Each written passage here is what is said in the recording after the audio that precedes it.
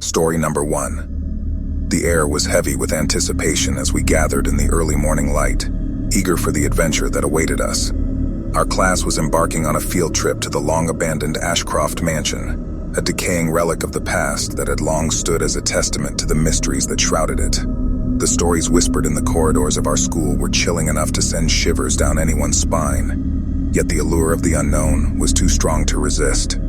As the bus rumbled down the winding road that led to the mansion, a sense of unease settled over me. The trees seemed to lean in menacingly, their gnarled branches casting eerie shadows across the path. The closer we got, the more the mansion loomed in the distance, its silhouette distorted by the fog that clung to its decaying form. My heart pounded in my chest, a mixture of excitement and dread intertwining into a potent cocktail of emotions. Upon arrival, the mansion stood before us like a sleeping beast, its windows boarded up and its walls marred by time. The air was musty and thick, the scent of dampness and decay permeating the atmosphere. Our teacher, Mr. Harrington, a man known for his love of history and the macabre, regaled us with tales of the mansion's dark past. It was said that the original owner, Victor Ashcroft, had been a recluse obsessed with the occult, performing unspeakable rituals within these very walls. As we crossed the threshold, the air grew colder, and a shiver raced down my spine. The interior was a patchwork of peeling wallpaper and broken furniture, a sad reflection of its former grandeur.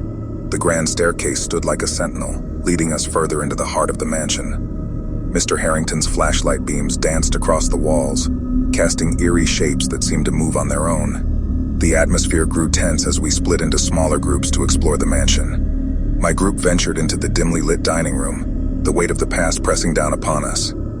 It was then that the unsettling began. Faint whispers seemed to echo in the corners of the room, the sound just beyond the edge of hearing. My pulse quickened as I exchanged nervous glances with my classmates, their eyes wide with a mixture of fear and excitement. A sudden crash echoed through the mansion, followed by a chorus of startled screams. We rushed to the source, finding a shattered vase on the floor and Sarah, one of our classmates, staring at it in horror. She claimed she hadn't touched it, that it had fallen on its own. Unease spread like wildfire, and Mr. Harrington tried to reassure us, chalking it up to old age and decaying infrastructure. But the incidents escalated. Footsteps echoed through the hallways, yet no one was there when we investigated. Shadows seemed to move on their own, and a cold spectral presence enveloped us, making the hair on the back of my neck stand on end. Faces appeared in the windows, distorted and twisted in agony, only to disappear when we blinked. As the day wore on, the mansion seemed to come alive with a malevolent energy. We heard the mournful wails of a woman, her cries echoing through the corridors. In one room, the walls were adorned with grotesque paintings of demonic figures, their eyes seeming to follow us wherever we went. The air grew thicker, suffocating, and a sense of impending doom settled over us like a heavy fog. As nightfall approached, Mr. Harrington decided it was time to leave. Fear had etched deep lines on his face, his confidence shattered by the inexplicable events that had unfolded. But as we gathered at the entrance, we realized we were no longer alone. The apparitions that had plagued us all day now stood before us, a legion of tortured souls trapped within the mansion's walls. A guttural scream tore through the air as the spirits lunged at us, their twisted faces contorted in rage. Panic gripped our group as we scattered, desperate to escape the clutches of the vengeful entities. I ran, my heart pounding in my ears, the mansion's dark secrets seeming to reach out and claw at me. We burst through the mansion's doors, stumbling into the night, gasping for breath.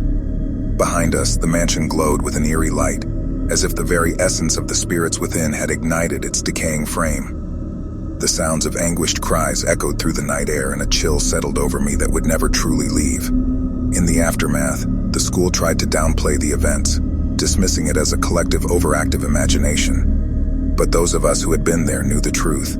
The Ashcroft Mansion was a place of darkness and despair, a realm where the boundaries between the living and the dead blurred and twisted. The memories of that fateful field trip continued to haunt me, a constant reminder that some mysteries are best left untouched, and that the past has a way of clawing its way into the present, demanding to be heard.